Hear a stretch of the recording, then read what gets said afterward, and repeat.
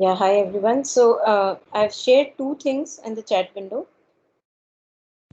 One is this mantra that kind of recited the last time in silence. Om Tat Savitur Varam Rupam Jyotih Parasya Dhimahi Yannah Satyen Deepayet. So this is the mantra which Sri Aurobindo gave, Gayatri mantra, and its transliteration is given here. That sun god who is the creator, who is the most auspicious form of light, of supreme.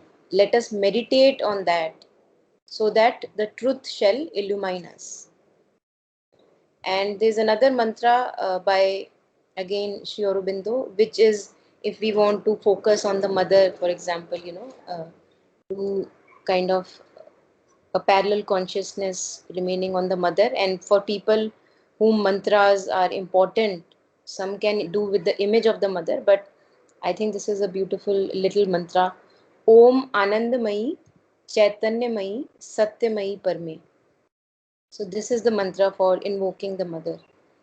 So just you can copy it from here and maybe save it, or this is all available online. Yeah. So anything from the last circles or anything arising up today, or shall we just go ahead? I hope you can all see the screen.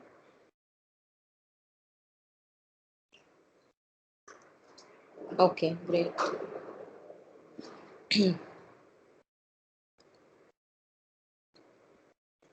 So let us start then, if not anything. Whatever comes in between, we can take as always. So I would like to request any of you. So I've colored the last two paragraphs just for an overlap so that we don't kind of lose the touch. So just for an overlap, these two paragraphs, these colored lines we did in the last call. So if any two of you can go ahead and take it one by one.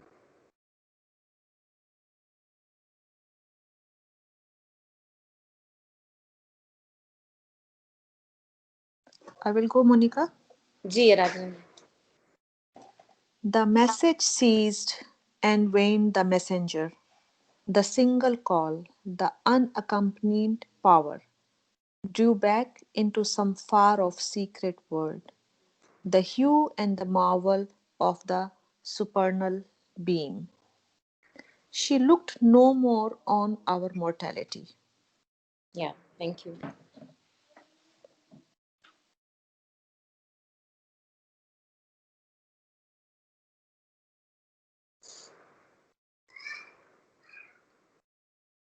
अक्कड़ बक्कड़ Bombay वो करूं क्या?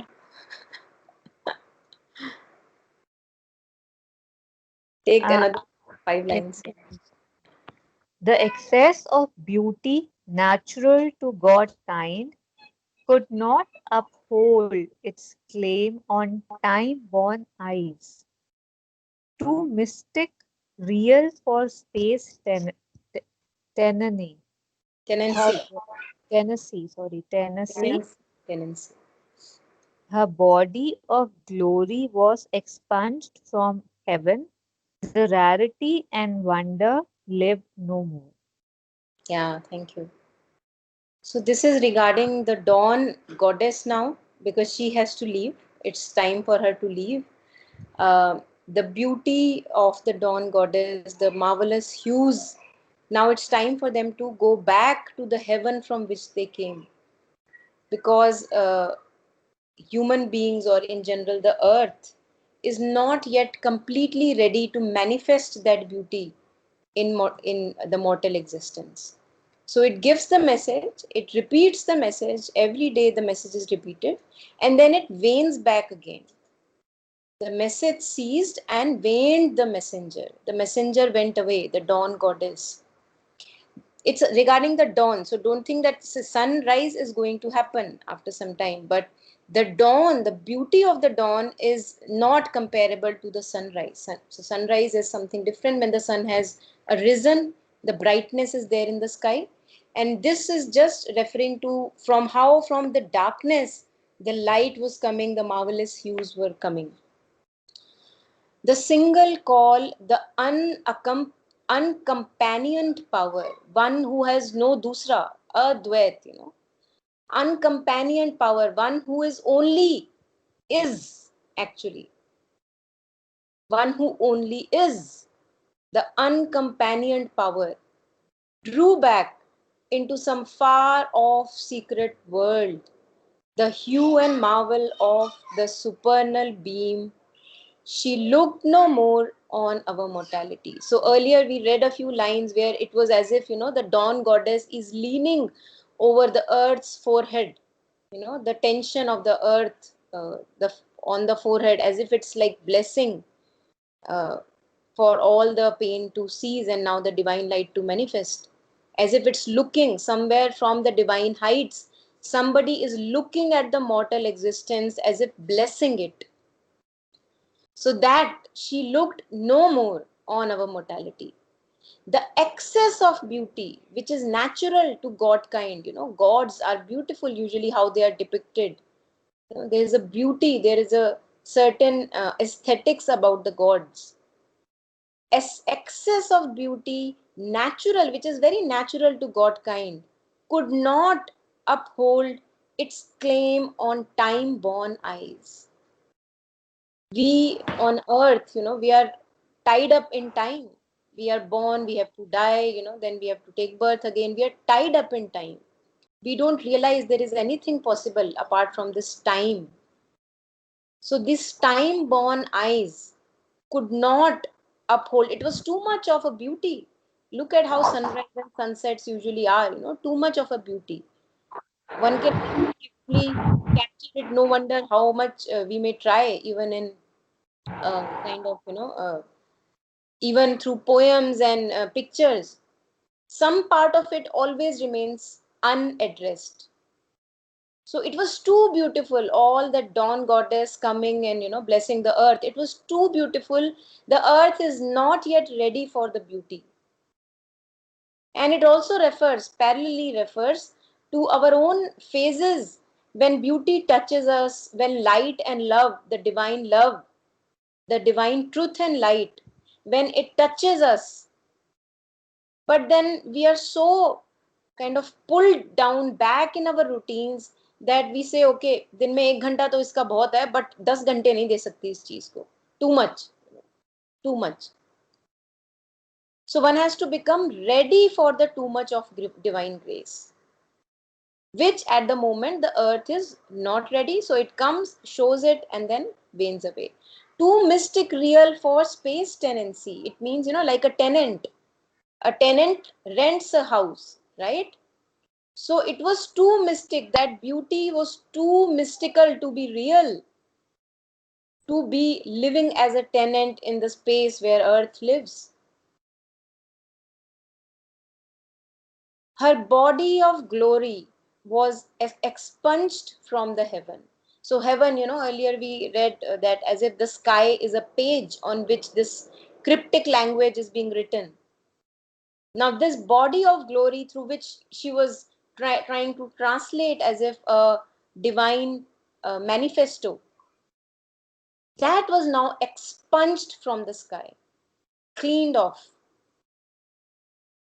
The rarity and wonder lived no more. So now these are the new lines that we'll begin again today. There was the common light of the earthly day. How is our earthly day? Everybody goes back to their schedules, time bound. इस time पे ये होना है, उस time पे वो होना है. Everything is time bound. We are as if we are suffocated, or if I can say, stuck to our routines. We are sticking, or the routines are sticking to us, whatever. We are tied in those routines. I'm not saying whether it's wrong or right. It's a fact. It's a fact of our existence. There was this common, ordinary light of the earthly day. Everything is taken for granted. If you meet a friend, taken for granted. If you go to office, taken for granted. If you are able to move this leg or hand or able to speak, taken for granted. Everything is so common. The miracle of water, the miracle of air and sky, we totally miss it every day. The miracle of who we are, we keep on missing it.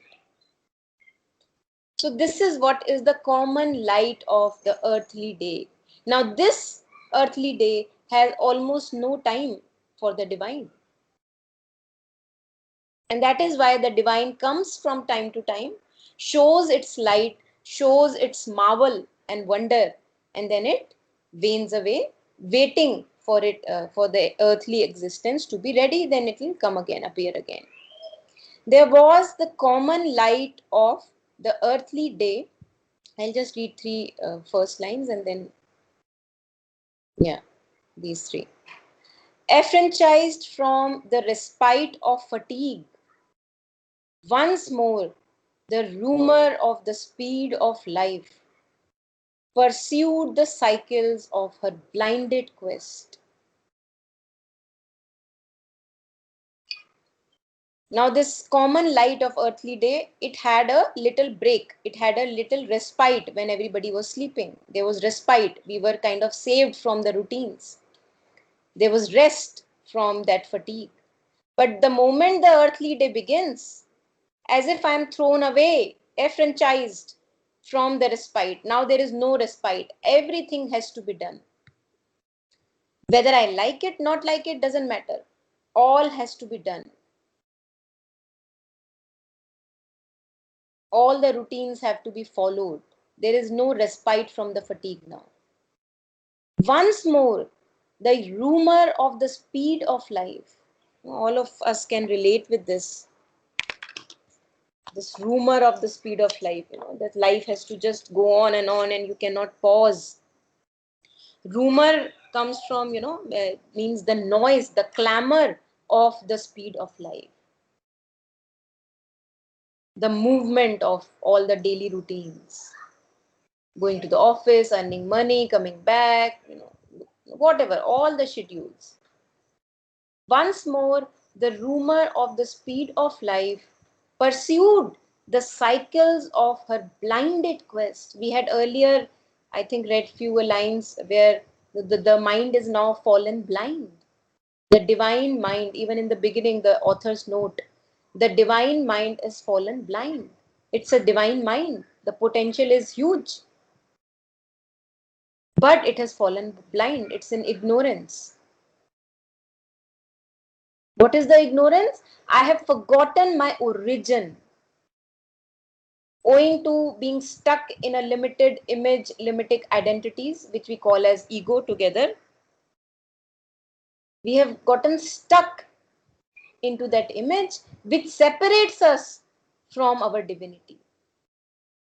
As we were, talking earlier, that if, for example, I say you are unworthy, we easily accept that. And but if somebody says you are beautiful, you are divine, it will take a moment for us to accept that. But I think it's good that we don't accept it because we are not yet ready. Maybe we have to begin to prepare to accept it. This we can do. That is what we have been doing. Purify ourselves for that divine presence. So now that blinded quest, there is a quest, there is a seeking, but I don't even know what I am seeking. Blinded. I know something is missing, but I don't know what is that. And in that, I just follow my mind. Wherever the mind takes me, I go. मन के बारे में कबीर जैसे कहते हैं कि जहां मन जाता है, मन इतना चंचल होता है, जहां जाते हो तुम उसके पीछे ही चल देते हो. And at one point of time he says about, मन को ऐसा मारिए, मन के मते ना चालिए, मन जिया तियाए ले जाए, जो हम इतने साल एक्चुअली में भटकते हैं. एक्चुअली में, people give really nice, beautiful kind of, if I can say, decorations around this. It's actually bhatakna. It's not that we have to go through all that. We make ourselves to go through that. At any moment, if I am ready to listen to the word of a saint, or listen to words of light and truth, that very moment I can choose, no, I don't want to follow this blinded quest anymore. That blinded quest is not necessary.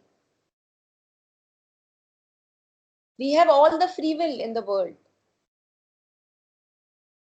So that cycle continues, as thousand billions of human beings on this earth, and the cycle continues. Blinded quest, not knowing where we are going. Aimless life, as mother says, an aimless life is a miserable life. No wonder human beings have so much misery in our lives, And this looks like a very simple sentence. An aimless life is a miserable life. But we don't buy simplicity. We buy sophistication. We buy 6 years of an MBA. We buy 3 years of an MBA program. We don't buy that I want to live. We don't have that understanding. I don't know what it is. Lack of capacity to understand or give it time. Stay with one sentence at a time. An aimless life is a miserable life. Now, if I have misery in my life, definitely my life is an aimless life. And that is what our blinded quest is.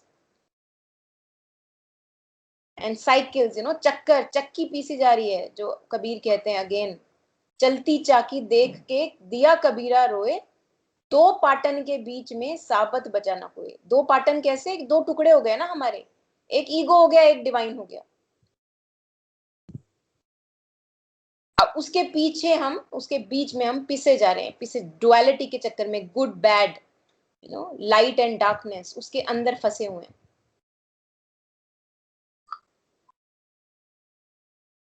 चलती चाकी देख के दिया कबीरा रोए, दो पाटन के बीच में साबत बचा ना कोई. और हम पिस रहे हैं. All of us have a taste of that kind of being grinded, whatever that is. Yeah. Okay. So if any one of you would like to read, I think Shreya and Reggie are there. So if you want to go ahead. I can read. Yes, Shreya. Till where do you want me to read? Till fate? Yes. All sprang to their unvarying daily acts. The thousand peoples of the soil and tree obeyed the unforeseen instant's urge, and leader here with his uncertain mind, alone who stares at the future's covered face, man lifted up the burden of his fate. Yeah, thank you. So as it happens, once the sun rises up, we are all up in our daily acts. Now, unvarying daily acts. Unvarying, there is no variation. Amazing. No wonder we find our life monotonous. There is no variation in our daily acts. Even in the quality of our inner state, it's more, I would say, there, we resist inner change so badly that we are fine with the monotone of life, but we are not ready to change. We give excuses. This is the reason I don't want to change. This is the reason, first this person has to change. First my life has to turn this way. Only then I will be happy, or, maybe change, transform. Unvarying daily acts. And this, I would like to add here, this is the beauty of surrendering to the divine grace, because then even the daily acts have a touch of a prayer. And then it's not unvarying. It's all the time. It's more, variable. It's new. It's an unfolding. You're going to take meet a friend. You don't know what's going to happen. It's going to be an unknown thing. You're surrendered. You've surrendered the meeting to the divine. Now the divine is he has a very good sense of humor. So something or the other thing, new things happen. But if I live a life where everything is a monotone. अच्छा यही होना है, वही होना है, ऐसे ही होगा क्योंकि तो ये बंदा तो ऐसा ही है, no? All that preconceived notions that we have in our mind. My office is like that, my work is like that, all these preconceived ideas.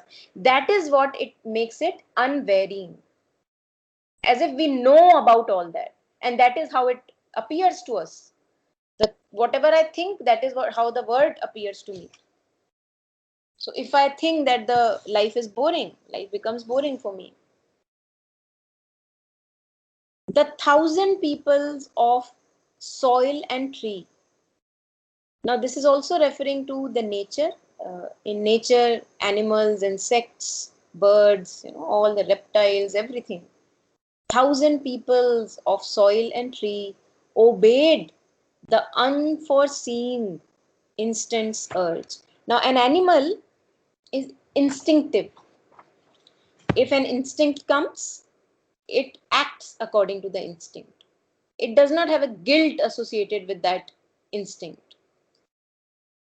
So that is the difference between human being and an animal. We have the kind of consciousness we have, human beings. We have the capacity to go beyond the impulse. That's a different matter that we don't. And we rather feel guilty about following all the impulses. तभी हम एक animal से भी बदतर हो जाते हैं. Even animal is not battar actually. Animal is much higher because at least he is pure to its nature. An animal is pure surrender to its nature. We are not even pure and surrender to our nature. We are neither here, neither there.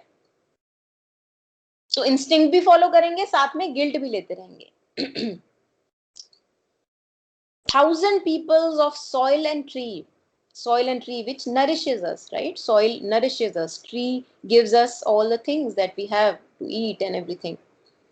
Obeyed the unforeseen instant's urge. Unforeseen, जो आगे it cannot see much. It is not a very wise urge, but we follow it. आज किसका मन कर रहा है, आज समोसे खा लेते हैं, चलो खा लेते हैं, urge हो रही है. And we give it a very good importance in our social structure, अच्छा तेरा ये मन कर रहा है, जरूर, बिल्कुल, बिंदास. Right? So that is unforeseen, obeyed. We are the servant of that impulse. And leader here with his uncertain mind, mankind. Mankind is the leader of the earth. He thinks that he is leading the earth. He is responsible for the earth. And we can see what kind of responsibility we have showed. Leader here with his uncertain mind. What kind of mind a normal, human being has? Highly uncertain. Very common. It's very common. Uncertain mind is a common thing, common phenomenon in us. And we are the leader. With our uncertain mind, we are leading the earth, poor earth. Alone who stares at the future's covered face. Man is the only animal or species who can look into future, in the sense he can think about future, he can plan. He wants to know the future. An animal does not want to know the future. A tree does not have to do much with the future. Alone, the whole planet Earth, alone who stares at the future's covered face, but the face of the future is covered. No matter how predictable my astrological chart may be, it will always be covered. There will always be hidden aspects to it.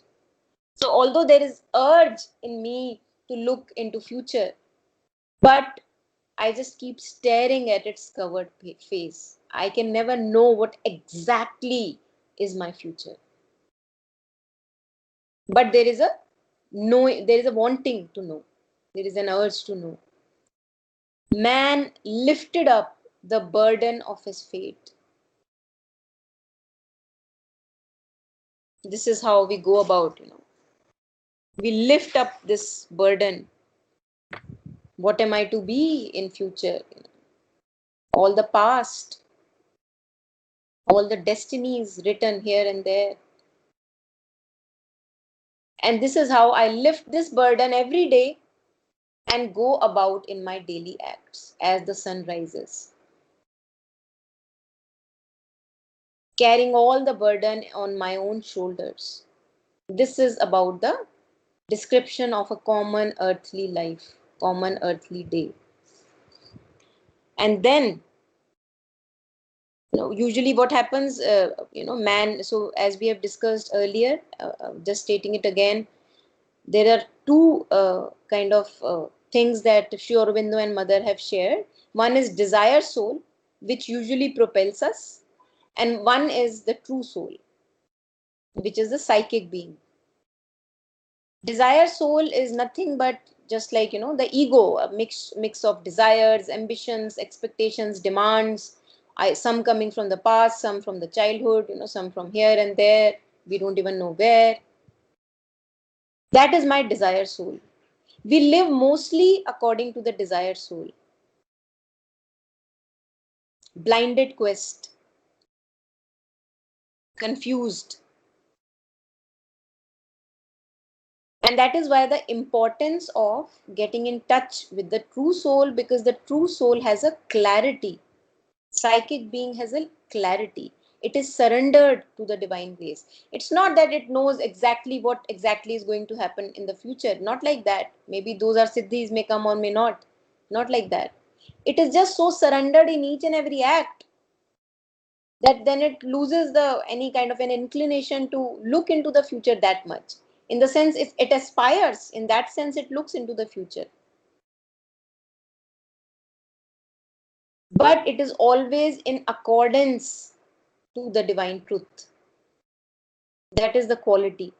So it is not an aimless thing. What is the aim? The aim is to be in accordance to the divine truth. That is the biggest aim one can have actually.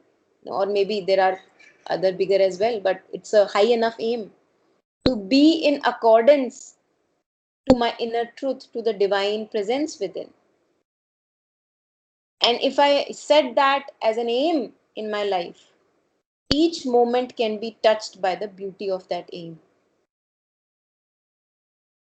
or as many moments as possible, if not each in the beginning or long process. Yeah. And amongst these, who is now getting up? Savitri. Now the description of Savitri. So I would like any one of you to take these beautiful lines. I'll go, Monica. Yes, Reggie.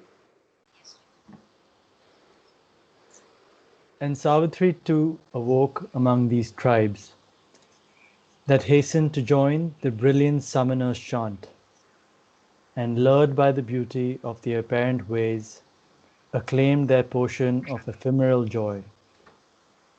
Yeah, thank you.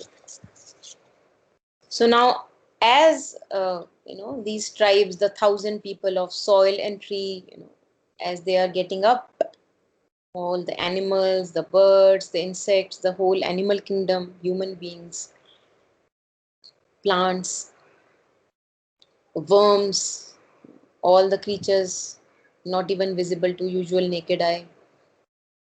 And Savitri too awoke among these tribes, यही tribes जिनके बारे में बात हो रही थी, that hastened to join by just 1,000.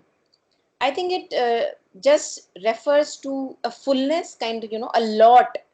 I may be wrong. I'm sure there may be more depths to it. For example, earlier plays when Savitri asks for the boon, it says 100 sons. 100 sons I want for Ashupati and for Satyavan.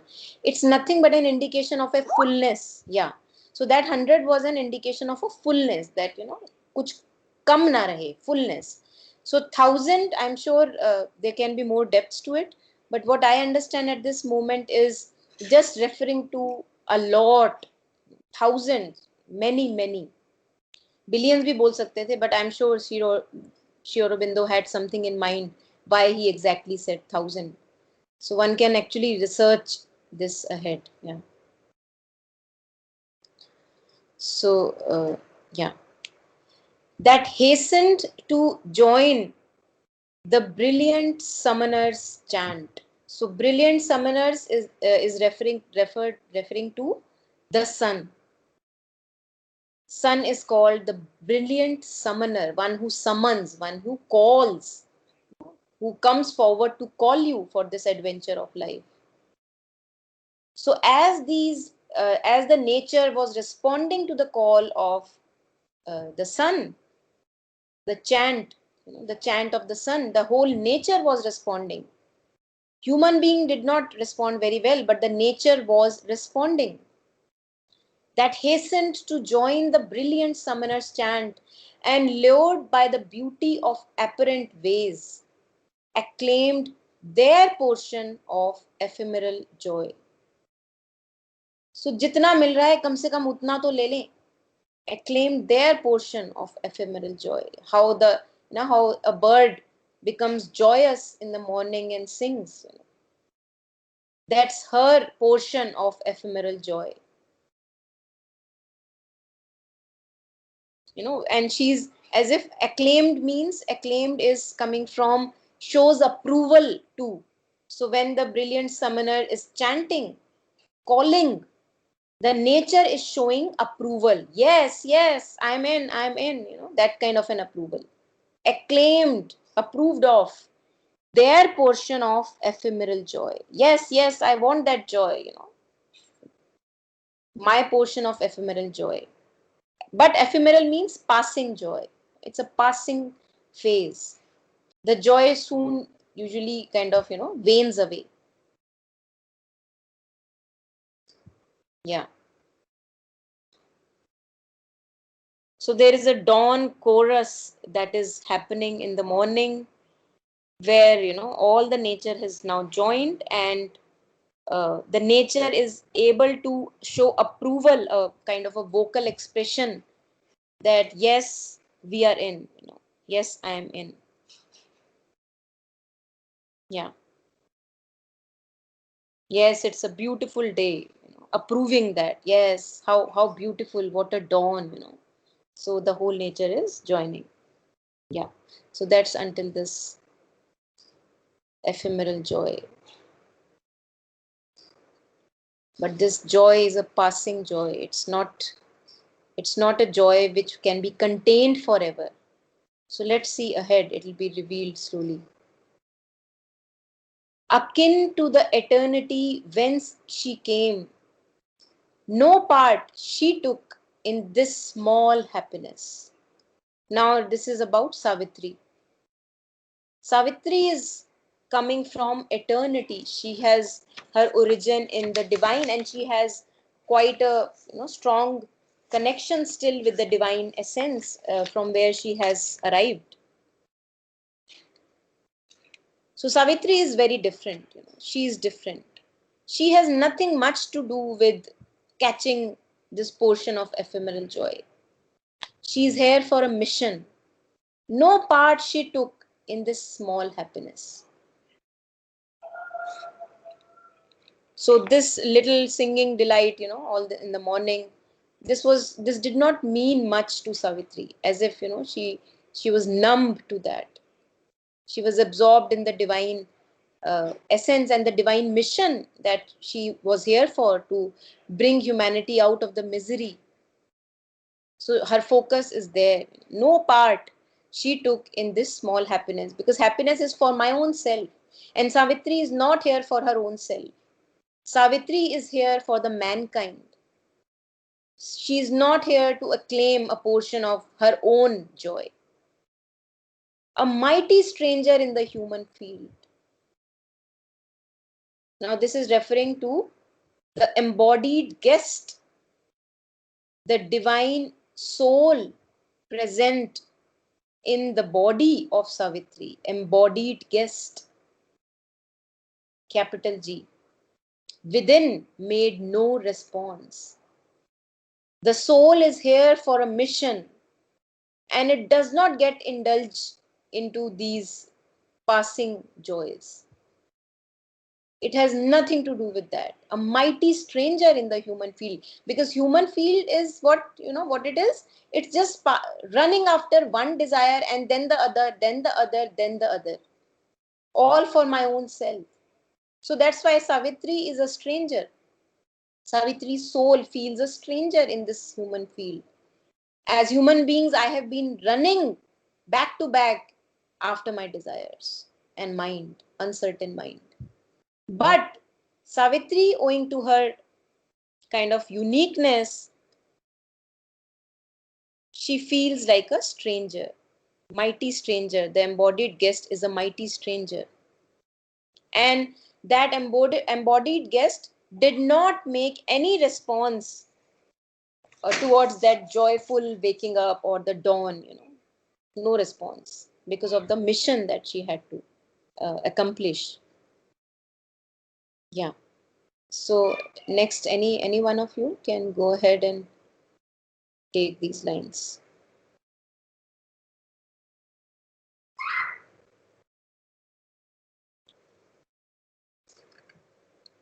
I'll go, Monica. Yeah.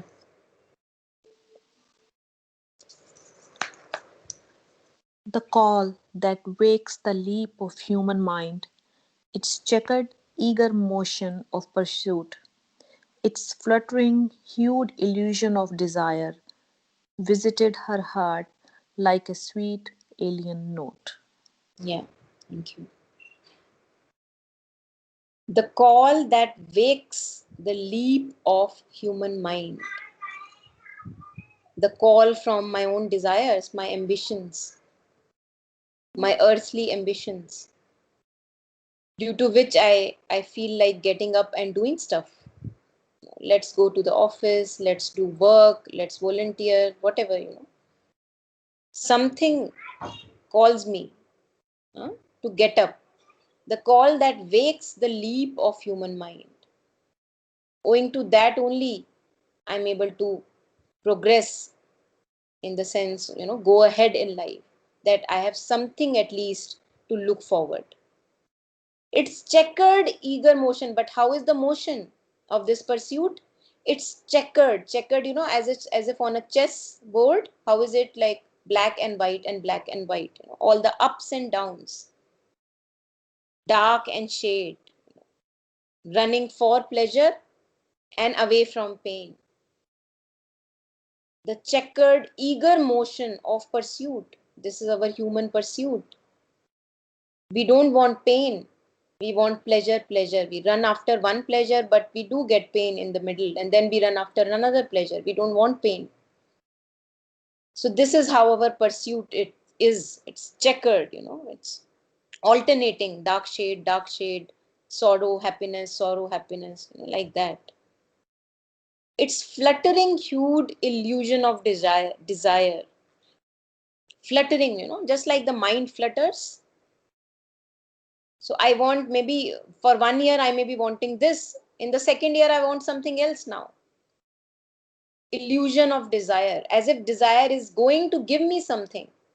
It never gives. I remain empty. Some emptiness still remains. Some incompletion still kind of pinches me from inside. It's fluttering, hued illusion of desire. The human mind, that's fluttering, hued illusion of desire. And just like a few lines before, there was, lured by apparent ways. We are attracted. The mind gets attracted. Oh, okay, what is in fashion nowadays? Maybe MBA. So let's go do an MBA. What is in fashion? Maybe a PhD. Let's go do a PhD. Postdoc. Whatever is in fashion, whatever is apparent, because I cannot look beyond the face values. I don't give myself a chance. So I follow the apparent ways, illusion of the desire. This is what I follow. But all that was alien to Savitri. Visited her heart like a sweet alien note. alien, as if from a different planet. What are these people doing here? But it's not in arrogance, it's sweet alien note. Why sweet alien note? Because Savitri is an embodiment of love, divine love. So it's not aversive to the human existence. It is there for the human existence. Humans are, human beings are the children of the Divine Mother. So there is a compassionate kind of a sweetness. जैसे बच्चा अगर कुछ गलत काम करता है तो कैसे उसको पुचकारते हैं ना प्यार में. So all these stupidities, which is very common to mankind, visited her heart like a sweet alien note. Just like in the beginning we read about the dawn goddess, when the light of the dawn, the hues of the dawn comes, the signal of the dawn comes, and it appears like an orphaned child waiting to have a house, and there is this divine child in front, and there is no one who can house him or her. That alienness, as if, imagine what would happen if a god today comes in front of me from some subtle realms. He'll feel completely alien. What is this world I'm in? Not accepted, strange, not used to. Time's message of brief light was not for her. So how we are so content when a little bit of light comes into my being? I'm content. I'm fine with 1 hour of immersing in that divine presence. It does not bother that my other 12, 13, 14, whatever, 23 hours go in the absence of divine essence. It does not bother me to separate from my divinity. But for Savitri, time's message of brief light was not for her. She is not here for just 1 hour of divinity. She is here so that the divinity shines in each particle of existence. So she is not content with that little bit of joy in the morning, dawn period. Yeah. So maybe one of you can take these three.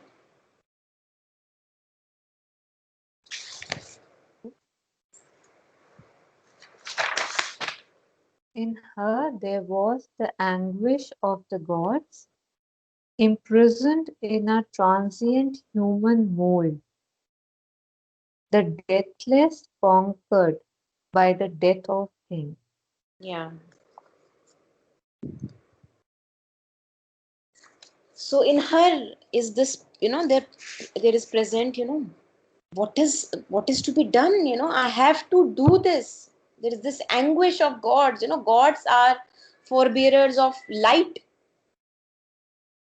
Right? So first came asuras and then came the gods later. When there was so much of darkness owing to that conversion that happened, consciousness became unconsciousness, the asuras of unconsciousness, asura of suffering.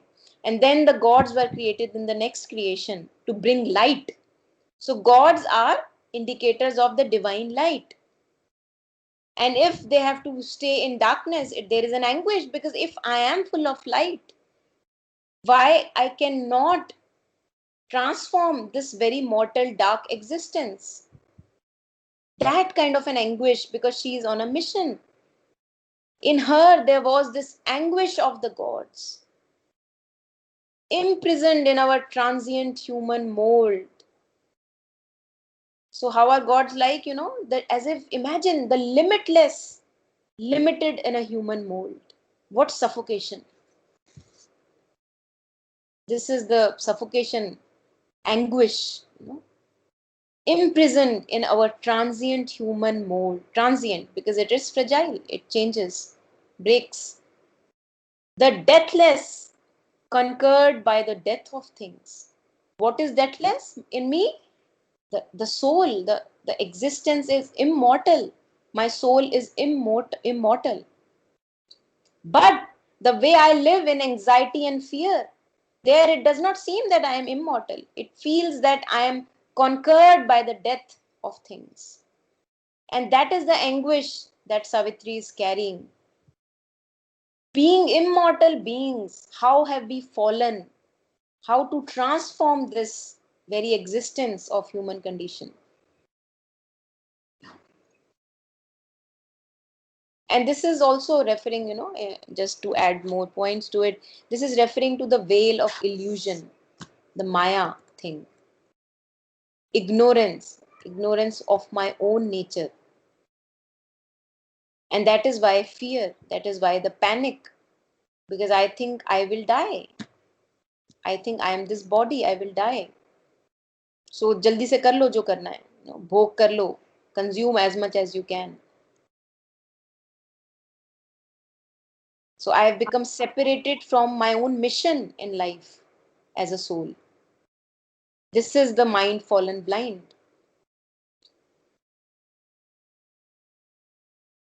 And this is happening also because there is a free will. It's a free surrender. The choice has to be mine. So when I am ready not to be conquered by the death of things, when I am ready to be established in my deathlessness, none can stop me. None.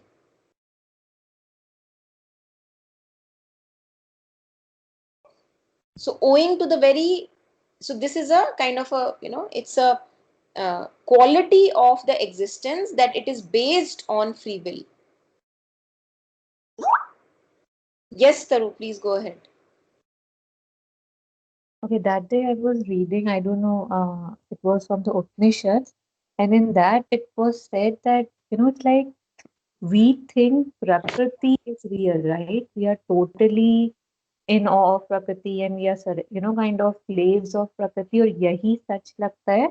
So it said kind of that this is why we feel death is real, right? Because everything around me is dying. Like anything that is born, it will die, right? Like small things breaking, dying. So when I think that I am under Prakriti's rule and everything is in Prakriti's dying, that's why the fear of dying and ending, everything will end, relationships, me, and all that fear kind of roots, takes roots in us because we think that Prakriti is our master, and that was the origin of this death of thing, no, not death of thing, but fear of like things dying and stuff, and Yeah, then dying. And beautiful, beautiful, beautiful. Yeah.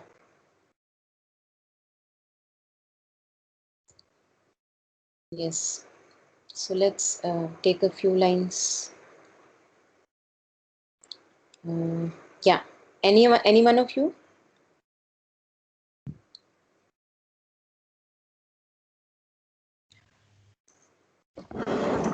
I'll go. Yes, Shri. A vaster nature's joy had once been hers, but long could keep not its gold heavenly hue, or stand upon this brittle earthly base. Thank you. Yeah, so this is again a description of Savitri going on, owing to the realms that she has kind of dawned on earth. A vaster nature's joy had once been hers.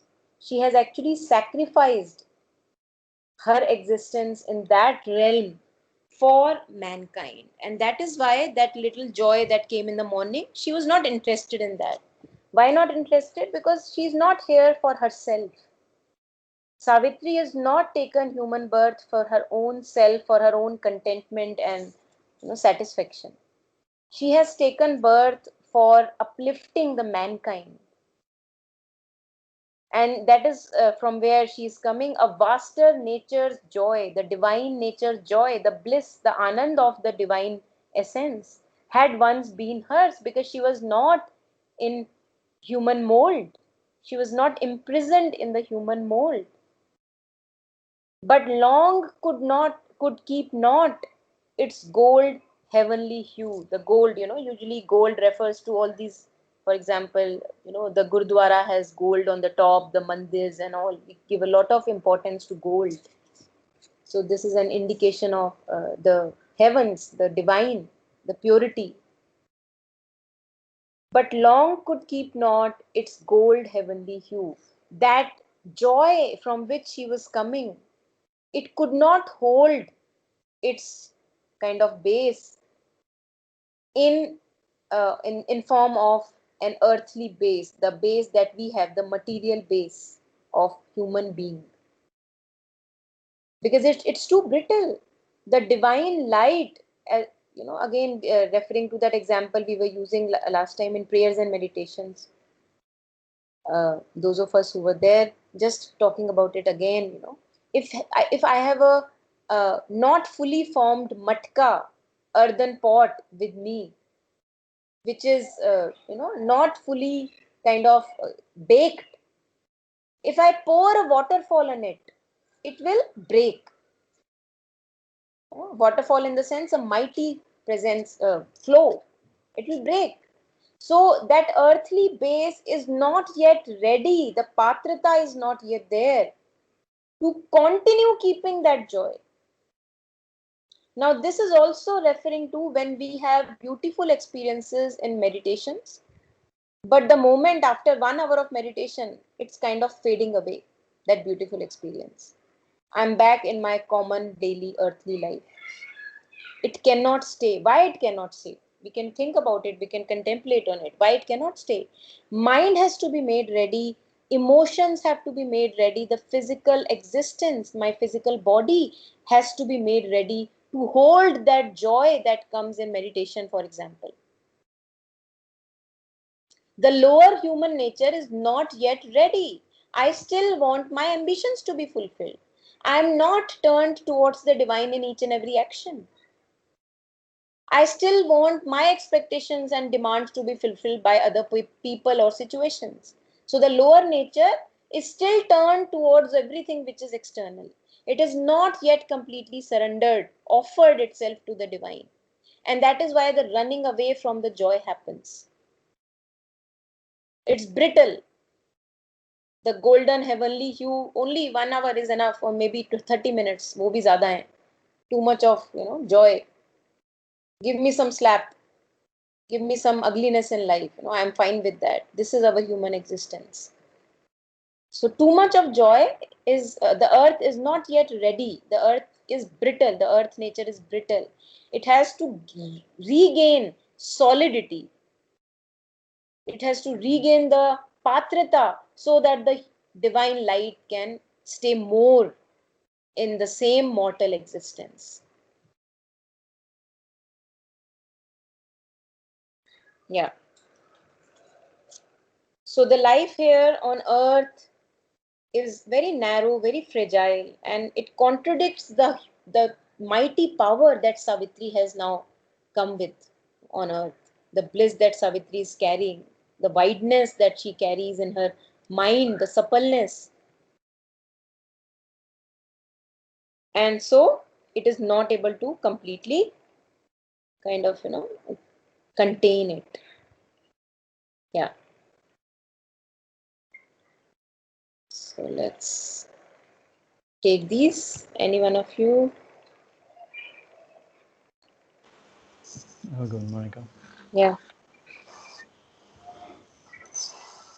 A narrow movement on time's deep abysm. Life's fragile littleness denied the power. The proud and conscious wideness and the bliss she had brought with her into human form, the calm delight that beds one's soul to all, the key of the flaming doors of ecstasy. Yeah. Thank you. A narrow movement of on time's deep abysm. So this is how our earthly life is. We are not able to touch the depths.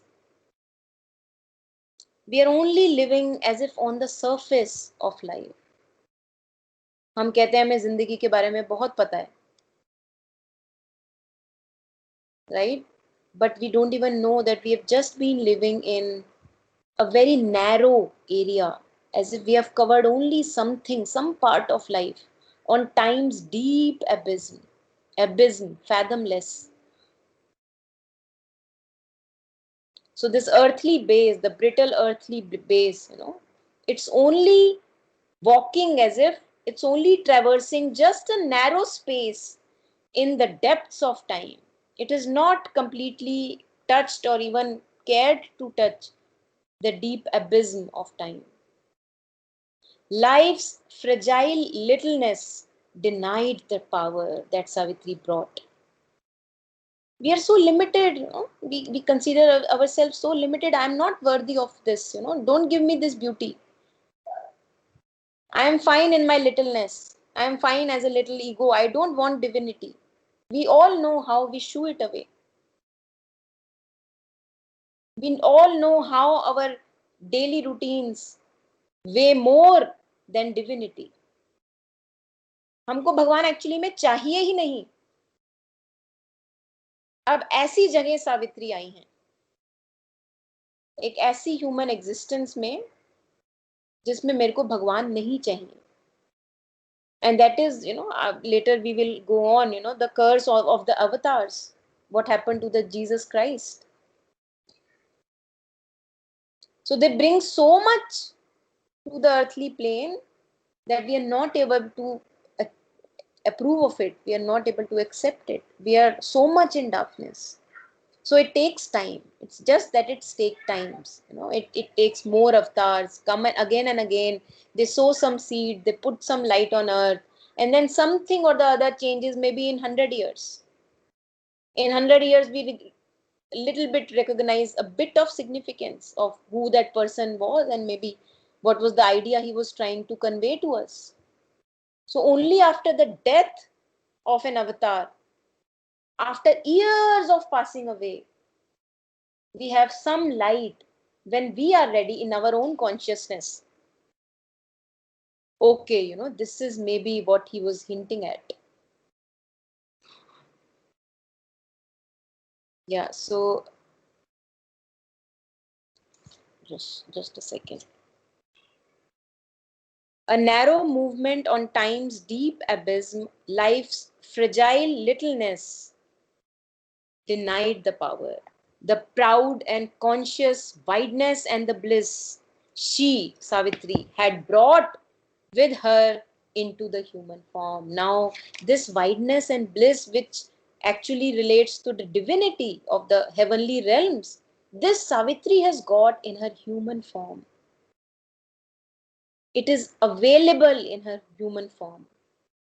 The calm delight that weds one soul to all. Look at our delights, how are our celebrations?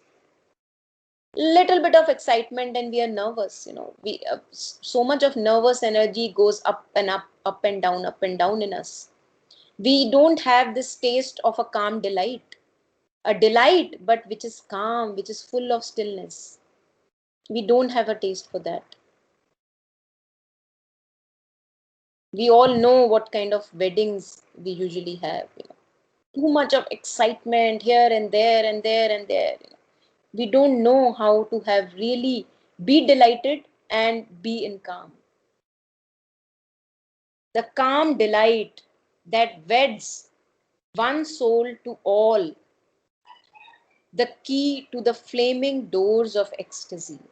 This is what Savitri brings to the earthly realm. Mother, if you look at mothers, Kabir ji, so Taru is asking, has Kabir said anything about this calm delight? I will have to look, Taru. I'll have a look and let you know soon. Yeah, not in this call. That would be too much. Yeah, maybe in some time I'll try to find it out. I can't recollect right now at the moment, so we'll see later. But good point. I'll have a look. Yeah. Yeah. Thank you. So this is the calm delight, which, for example, I was saying, if we look in mother's prayers and meditations, a delight, a joy, but which is full of a solidity. which is not wavering delight, कि खुश हुए और नाचने लग गए. The traditional bhakti, as we were talking in that prayer and meditations. एक इतना Joy हो गए कि रोक ही नहीं पाए एनर्जी को अपने अंदर, नाचने लग गए. So as we were talking earlier also regarding the importance of peace and stillness and immobility in the being. Why is peace given so much of importance by the mother? Invoke peace. Feel the peace in the cells of the body. Because only peace acts like a sponge. It contains the delight and the joy. It does not spend it out immediately. कि आया joy, feel हुआ, नाच के खर्च कर दिया. Because usually human beings, we live like that only. कि खुशी हुई तो उसको बस खर्च कर दिया. So इसमें क्या हो रहा है? A calm delight does not spend that much. It contains. Whenever needed, something comes out, something oozes out. So the being, the human being, becomes rich in that fragrance of calm delight. How beautiful, no? It's not spending it out. It's spilling out the calm delight. Just as we talk about Sri Aurobindo, how that this storm was there, and the mother comes to his room, and his calm is throughout spread in the room. There is no storm in that room where Sri Aurobindo is working. That kind of a calm spills itself out. The calm delight that weds one soul to all. We human beings, we usually live in a separative kind of existence. तू अलग, मैं अलग. तेरी जिंदगी अलग, मेरी जिंदगी अलग. चाहे हम कितना भी एक दूसरे को अपना मानते हैं. Now this calm delight, because it's touching the depths of our being, that is what, is uniting one soul to all. Because you touch the depths of your being, you are able to go in the depths because of the peace and stillness and immobility in the body. And there you feel connected. You are actually connected. One feels that oneness with all souls. There is nothing different there. We all are special, yet we are not. We are all one. The key to flaming doors of ecstasy, जिस ecstasy की divine ecstasy की बात होती है, that is the key Savitri has come with. This calm delight is the key to the flaming doors of ecstasy. Why? Because when ecstasy comes in my being, it dawns upon, descends in my being. If the calmness is not there, I cannot hold that ecstasy. I am not capable at the moment. So if I am wondering why the divine grace, more divine grace is not there in my life, just because I am not ready. Bringing more peace and immobility in the mind and the body and the feelings. Not letting it waver so easily. Giving it, offering it to the divine. Only then it can become immobile. And rest all the things, go on. Relationships go on even more beautifully. Your work, the work goes on. All our works go on. And all the so-called normal things of life go on. But only thing, the difference is that they will have more purity, more beauty, because now there is nothing demanded of those things. I'm not demanding anything out of my relationship, because my relationship with the divine is enough to keep me contented. So whatever comes or is taken away, more like a prasad. There is no greed there कि और मिल जाए ताकि मेरा पेट भर जाए. जितना है बहुत है, क्योंकि मेरे पास ऑलरेडी अंदर फव्वारा है. The fountain of love is inside, within the being.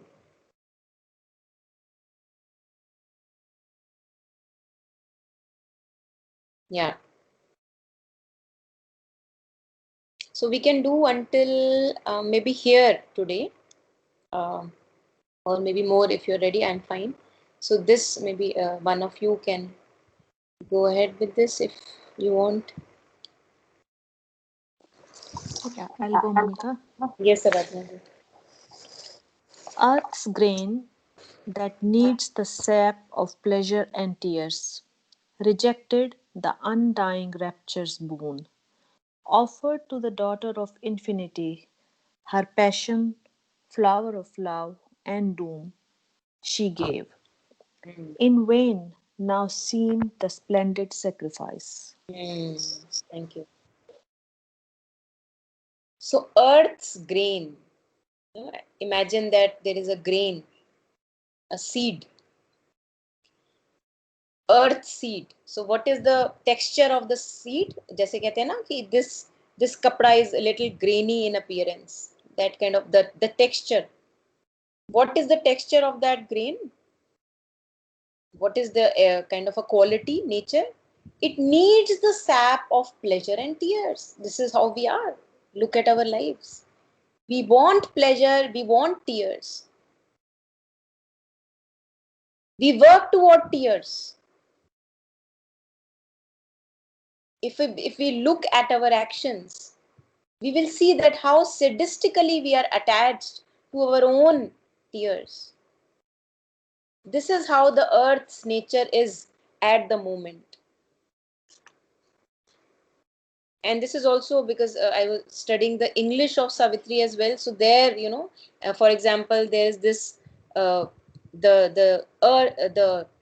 grain. When you cut a tree, you have these texture within the log of tree, and there the sap, the sap is referring to जब sap नीचे से ऊपर जाता है, ऊपर से नीचे flow करता है, as if the blood vessels, those blood vessels, if I can say, which contain pleasure and tears, are giving it a certain texture, a certain pattern has been given to earth's grain. What is that pattern? That pattern needs, survives, thrives on pleasure and tears at the moment. And that is why when divinity comes to us, when light comes to me, because my pleasure and tears will be taken away, a new kind of a life will be open to me. I am not yet ready. The desire soul still wants more tears, more pleasure. Or maybe less tear, more pleasure, whatever. But even to our Rona Dhunas, we are very much attached, We like it. We enjoy it. There is a sadistic pleasure about it. This is how our earthly grain is at the moment. So how does earth receive Savitri? Earth's grain rejected the undying rapture's boon. क्या बून मिल रहा था उसको? क्या उसको प्रसाद मिलने वाला था? बून क्या कहते हैं उसको हिंदी में? You remember? बून को क्या कहते हैं? वरदान. वरदान. वरदान ना? Yeah. Taru, what did you say? Yeah, I think Vardhan is better. I was saying Ashirvad, but Vardhan is. हाँ, Ashirvad would be blessing. Vardhan, yeah, exactly. So Shrap and Vardhan, exactly. So boon, So this boon that Savitri was offering, was here to offer. Earth's grain rejected that undying कि भैया अभी हमें नहीं चाहिए ये सब, अभी मुझे तो अपना प्लेजर पूरा करना है, मेरे को तो अपने टीयर्स पे काम करना है, अभी डिविनिटी वगैरह दूर रखो मुझसे. Offered to the daughter of infinity her passion flower of love and doom she gave. Love and doom, so the dualities. This is what the earth could offer, the intensity of love and the intensity of doom. This is what the earth could offer Savitri at the moment, rejecting the rapture, that calm delight that Savitri had to offer. Yeah. So intense delight and intense suffering, both. This is what earth, nature was offering. And now at the moment it seemed in vain now seemed the splendid sacrifice, the sacrifice that Savitri did for earth, for the mankind. It seemed for now in vain. Ki main, what did I do? Just for a moment in vain. The splendid sacrifice. Because I feel like a mighty stranger here, a powerful stranger, but still a stranger. Because all the, just like, how people have thrown stones at the avatars, like that, not knowing what they had to offer, not being prepared for it, living in darkness, fathering our own pain, saying no to the light, not knowing that it's for our own good. That much of an attachment to our own suffering. A prodigal of her rich divinity. So prodigal, means giving, like a one who is very generous, prodigy, generous, he gives out, gives the genius out. A prodigal of her rich divinity. She's full of the divinity that she's come from. And she's just able to kind of, give and joyously spend it out on the earth rather than hold anything for our own self. Savitri, for her own self. A prodigal of her rich divinity, herself and all she had lent to men. Nothing of herself she had kept to herself.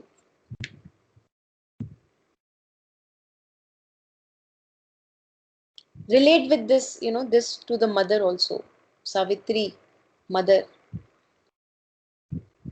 Mother took human birth for the mankind. She lived for the mankind.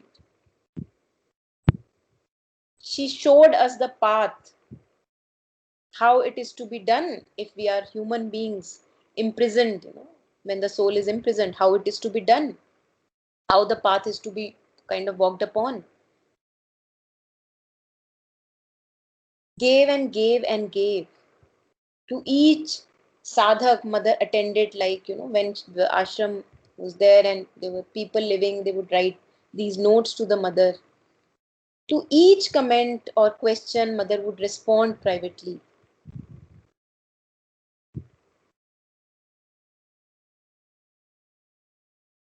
A prodigal of her rich divinity, herself and all she was, she had lent to men, hoping her greater being to implant and in their bodies, lives, acclimatize that heaven might native grow on mortal soil. So, what is the hope? Hoping that the greater being, the greater divinity that she has brought upon the earth, that gets implanted at least.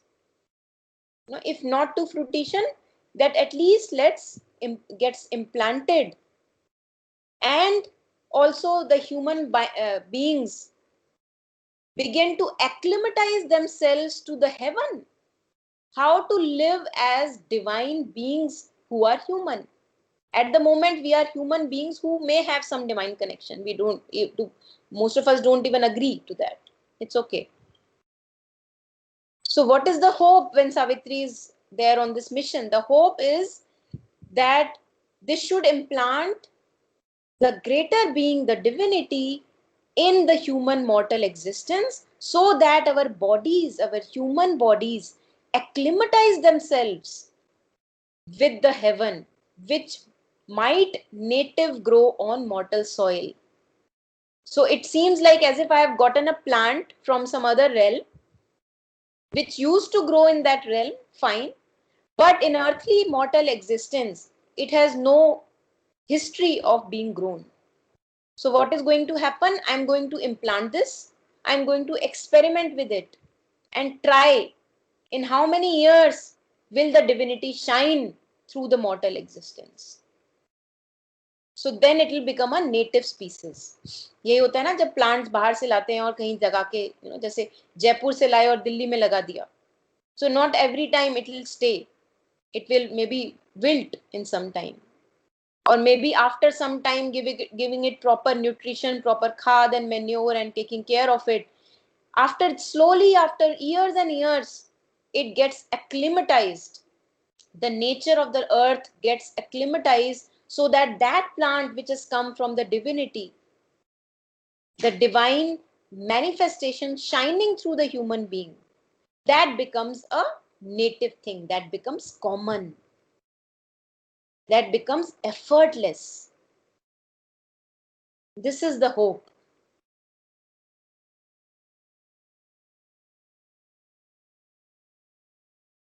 Yeah, Shreya, were you typing something you want to say?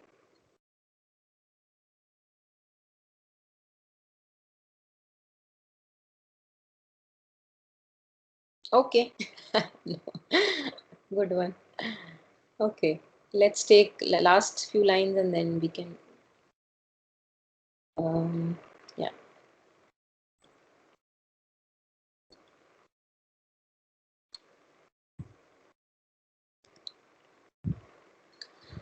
Hard is it to persuade earth nature's change. We all know that. How much of resistance our own being has to the purity. Not to indulge in the thoughts which are lower in nature. Not to run after desires which are fruitless. Hard is it to persuade earth nature's change. It takes time. Mortality bears ill the eternal's touch. The normal human mortal existence, it cannot actually, it becomes ill almost with the touch of the divinity. Not ready for it yet. मुझे मत दो इतना ज्यादा light, इतनी purity नहीं चाहिए. It fears the pure divine intolerance. Why the intolerance? Because the divine just wants purity. It is intolerant to any impurity. So when I, that the walk, when I begin to walk the path of surrender, I have to be ready for everything. I cannot imagine in my mind or head I can keep, this diary where, only my family should be safe, rest all you take. Not like that. It fears. This is the fear, when we begin to surrender. कहीं कुछ गड़बड़ तो नहीं हो जाएगी. अरे होगी तो होगी, गड़बड़ नहीं होगी, अच्छा ही होगा. हमारी गड़बड़ कब होती है? हमारी गड़बड़ तब होती है जब हमारी फैमिली सलामत नहीं रहे, तब हमें ज्यादा गड़बड़ लगती है. मेरा शरीर, मेरी दिक्कतें, मेरी family. It fears the pure divine intolerance. अरे कहीं इतना उठा दिया कि सबको घर बार को छोड़ना पड़ा, कहीं जाके दूर कहीं रहना पड़ा, तो क्या होगा? It fears the pure divine intolerance of that assault of ether and of fire. Two rare pure elements. Earth, water, and air are three. And then these two other elements, which are intense. Ether, a rare element. You can search more about it. Intensity of fire. Fire burns us. I don't want fire on me. The assault of ether. The ether is purity. The assault of intensity of the divinity and the assault of the purity of the divinity. Those of us who have begun to walk this path of slowly, beginning to understand ourselves and purifying and offering ourselves to the divine, we see within ourselves there is so much of resistance. Something in me does not want that purity. So that is why it appears more like an assault, divine assault. Amazing. हद ही है हमारी, मतलब ऐसे. Of that assault of ether and of fire. It murmurs, बड़बड़ाते हैं हम. It murmurs at its sorrowless happiness. नहीं चाहिए sorrowless happiness. मेरे को तो वही happiness चाहिए जो sorrow के साथ होती है. So murmurs means बड़बड़ाना. हाउ अगर हमको किसी को गाली देनी होती है, कोई हमको बात करके चला गया, सो हाउ वी अब्यूज, बड़ बड़ बड़ बड़ बड़ करके कुछ बंद हो जाते हैं. It murmurs at its sorrowless happiness. भाई ये कैसी हैप्पीनेस है, सोरो ही नहीं है इसमें, मुझे नहीं चाहिए ये divine happiness. Almost with hate, repels the light it brings. How hateful we begin to be with, for example, to a friend who may want to shed light on some weakness that I may have. What a resistance comes into my being when a slap comes on my ego. So when light is shed through a person, through a guru, wherever, almost with hate I repel. I don't even want to see that person for next 2 weeks. उसको तो मुझे देखना ही नहीं है, उसको मिलती हूँ तो कुछ होता है, कुछ होता है. So whenever light is shed on my own obscurities, I don't want to take it. It trembles at its naked power of truth. Truth has a lot, immense, mighty power. Such. And because we are, at the moment, we are living in falsehood, in dishonesties, in the ego, that is why the ego is very scared of the naked power of truth. The truth does not hide anything. It's not ashamed of anything. It is naked. Look at the power, naked power. नंगी तार होती है ना जैसे electricity की. Who wants to touch that? So this is how the ego trembles, and that is why trembling is शुभ. कम से कम उसको face to face तो हो, ट्रुथ के सामने रहो, वहीं पे जब तक ट्रेम्बल कर रहे हो वहीं रहो, और ट्रेम्बल करो, और उन लोगों से मिलो जिनके सामने पैर के नीचे से जमीन खिसक जाती है. It trembles at its naked power of truth and the might and the sweetness of its absolute voice. Might भी है और sweetness भी है. The sweetness, the same sweetness as referred earlier in Savitri's description. The might and the sweetness of the absolute voice of inner truth, the feeble little voice. All of us have that. We need to really delve and plunge into our calmness if we want to listen to this absolute sweet might voice. And that is the importance again of stillness.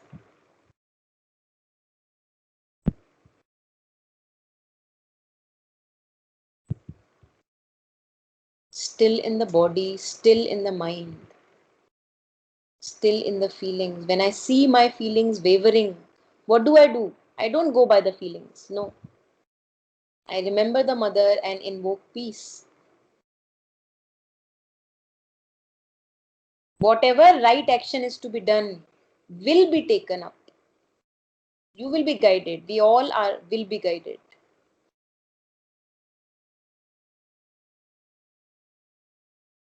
Yeah. So let us stop here today. And if you have anything, you can ask.